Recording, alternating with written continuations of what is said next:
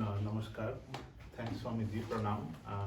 I'm really delighted to be here to speak a few words only, uh, citing from Swamiji's own writing, because you all know that he was such a gifted soul, such a prolific writer. So it's literally impossible to even take his essence of writing within this 3, 4, 5 minutes, whatever we can say.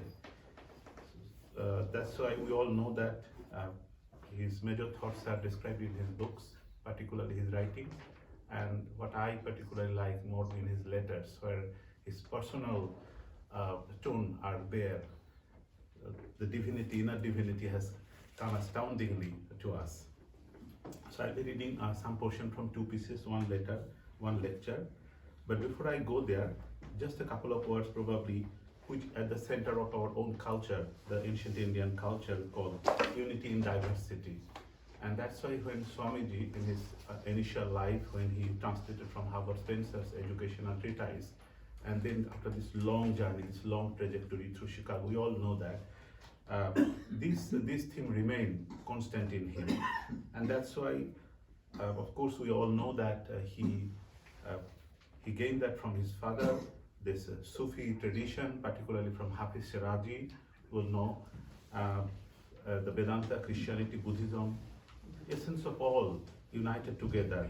That is the unity within the divinity. So unity in diversity has become unity with divinity, a divinity that lives within us. So that was the way I read Swamiji, his writings and his revelations in this way. And it will not be irrelevant if I just go with one or two quotes before I enter into those two letters. Concept of truth is quite contradictory to some of the Western thoughts that, and as what Swamiji described, truth can be stated in 1,000 different ways, yet each one can be true. This is such a gifted words, this is such a gifted revelation that in clear Western concretized thoughts, it's very difficult to understand, but we all know that truth is multifaceted. Likewise, when he says that all knowledge that the world has ever received comes from the mind, the infinite liberty of the universe is one, our own mind. So this is nothing but the ancient teachings of Vedanta, which I find great similarity with Sufism. We all know that Sufism, sometimes it is described as part of Islamic culture, but it is within. And those who are quite acquainted with the writings of Swamiji, we all know that he never differentiated among this creed, culture like that. So these are humanity at the center. And that's why he once again says, bless people when they revile you. Think how much good they are doing by helping to stamp out the false ego. And that's true. All of us bear some false ego, and when we receive criticism, that's an opportunity. This is teaching of Swamiji, that don't take this jibing or grabbing from others as something. Of course, that is that person's personal problem, but when it is thrown to us, I take this an opportunity. So such a positive spirit Swamiji has. Now let me read, with this great spirit, let me read one of his letters, where we can see Swamiji not only as a great leader, religious leader, but also a political thinker. So this is a letter written to Muhammad Sarfaraj Hussain of Nainital. This is a great letter and sometimes cited in modern day political treatise as well. As a student, I also read that as well, and just bear me because these are 3 paragraphs I'll be reading from this letter. This is written from Almora. The date is 10th June 1898. He addresses Mr. Sarfaraj Hussain, my dear friend. I appreciate your letter very much, and I'm extremely happy to learn that the Lord is silently preparing wonderful things for our motherland. Whether we call it Vedantism or any ism, the truth is that Advaitism is the last word of religion and thought, and the only position from which one can look upon all religions and sects with love. I believe it is the religion of the future enlightened humanity. The Hindus may get the credit of arriving at the earlier than the other races, they being an older race than either of the Hebrews or the Arab. Yet practical Advaitism which looks upon and behaves to all mankind as one's own soul, was never developed among Hindus universally. On the other hand, my experience is that if ever any religion approach to his equality is an appreciable manner, it is Islam and Islam alone. Therefore, I am firmly persuaded that without the help of practical Islam, theories of Vedantism, however fine and wonderful they may be, are entirely valueless to the vast mass of mankind. We want to lead mankind to the place where there is neither the Vedas, nor the Bible, nor the Quran. Yet this has to be done by harmonizing the Vedas, the Bible, the Quran.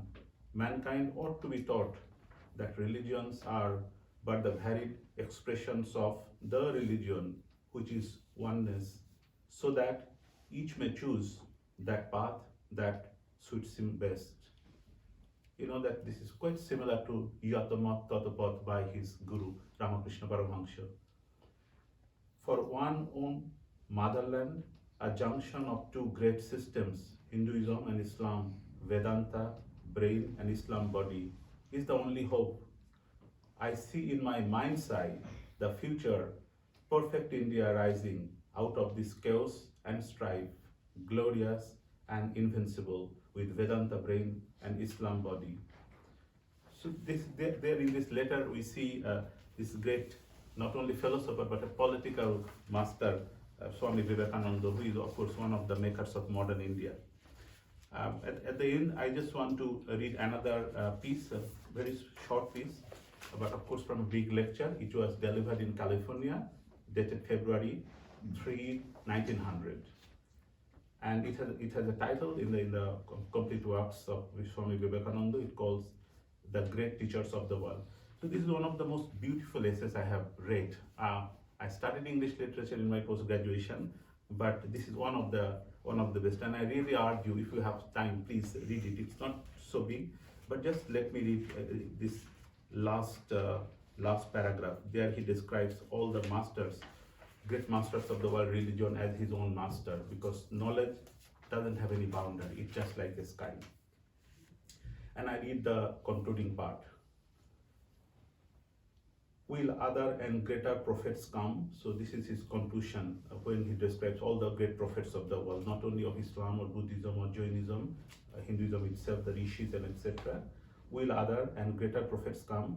Certainly they will come in this world, but do not look forward to that.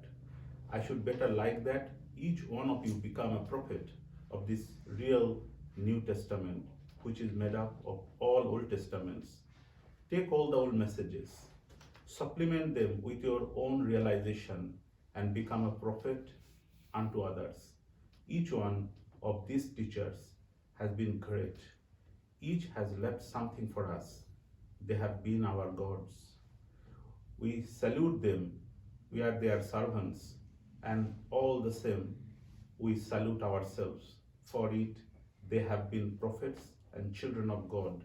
And we also are the same. They reached their perfection, and we are going to attain ours now. Remember the words of Jesus, the kingdom of heaven is at hand. This very moment, let every one of us and make a staunch resolution. I will become a prophet. I will become a messenger of light. I will become a child of God. Nay, I'll become the God. This is the ultimate godness in human being. That's the success of our being a human being. And that is the message of Swamiji that I want to convey to you in this holy evening. Thank you so much.